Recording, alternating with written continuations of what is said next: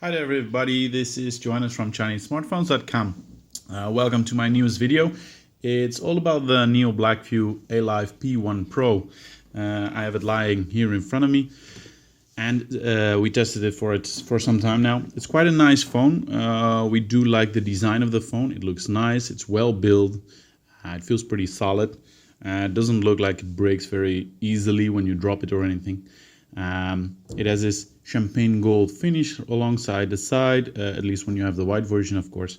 And yeah, like I said, it feels pretty solid. But to start off, this phone can be unlocked with the fingerprint sensor. At least that's what Blackview said. And what we don't like so much about it is that it doesn't really work that good. If you look at it, well, now it works at once. Of course it does. But if we try it again, you will see that it will work.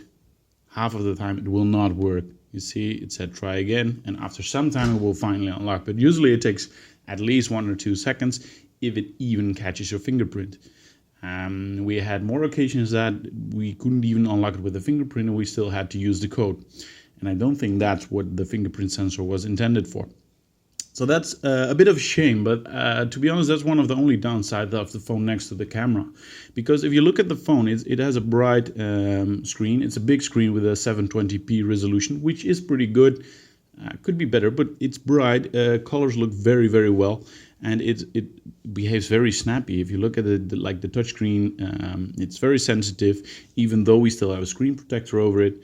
And that's a really good thing. I like that a lot about this phone. And anything you do, it goes fast, it works well. And if you open an app, well, it takes some time because it's not the fastest processor there. But even then, when you scroll through the app, it goes pretty fluently, and it's pretty good actually. So that's the screen. And like I said, I love the screen. But what I don't like about this phone is the camera. We tested the camera for some time now, and the camera is pretty bad, to be honest. If you're outdoors and you have a bright sunny day, it's pretty good. But if you're indoors and you don't have that much of a light, let's turn off this thing for a second. You will see that the screen is getting a little bit whitish and it has some troubles locking on. And when you take the picture, it's a bit grainy, you know, when you can see that. I'm not sure if you can see it on the camera that good, but you can see the grain in the picture, and that's actually pretty sad because the 30 megapixel camera looks pretty promising on paper, but it just isn't. So that's a shame. But if you just look at those two things, it's a bad phone. But if you look at the other things, it's pretty good because these are the only things we didn't like about the phone. And as we said, it doesn't have a fast processor. It does come with a big battery, and that combination promises pretty good battery life. And it does, because we can use the phone for 2 days without even having to charge it when we use it normally. And if you play around with it all day, play some games and browse the internet so much, then you won't be with a dead battery at the end of the day. You just charge it overnight, and the next day you're good to go again. So that's pretty good. Another thing we really like about the phone is that it comes with 4G. We tested it here. We have a network that supports 30 megabit at the moment, and well, it had no problem reaching those speeds. So that's pretty good. And also, when you browse the internet, it's a pretty fast phone. Let's see, I normally use Chrome because I don't like any other browsers, to be honest. And if we type in an URL, for example, geen stijl, it's a stupid Dutch website. If you look at it, it's on a Wi-Fi now, and it's pretty okay. It's not slow, it's not fast either, to be honest, mostly due to the Wi-Fi here. But if you browse the website, as soon as it's loaded, you will see that everything goes pretty fluently.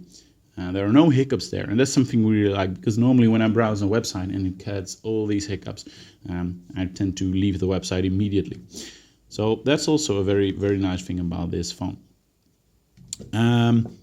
Also, if you test it with Antutu, we tried it, of course, you will see that it has a decent score, but not very high.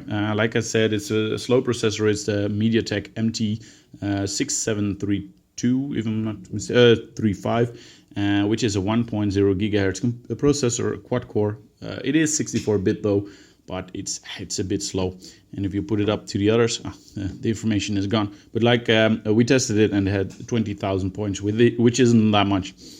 But but still, with the 2 GB of RAM memory that the phone comes with, as you can see here, using multiple apps at the same time is no problem at all, and switching between them is rather easily and goes pretty smoothly, as you can see here.